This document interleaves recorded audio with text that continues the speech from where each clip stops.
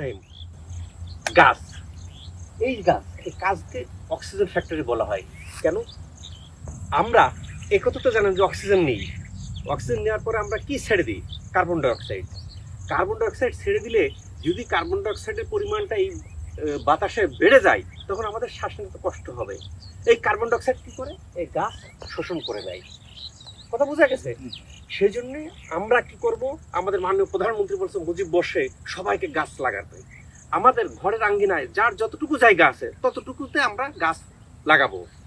এই যে আমার যে ইয়ে চেষ্টা করছে যে আমরা তিনজন এখন গাছ লাগাচ্ছি, এই যে কয়েকটা গাছ বাড়ির আঙ্গিনাতে অল্প পরিমাণে জায়গা এখানে হয়তো 5-7টা গাছ লাগাইতে পারবো, 5-7টা গাছ লাগাবো।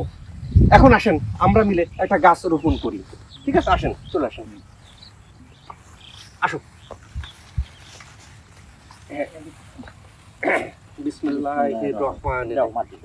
দেন, মাটি দেন।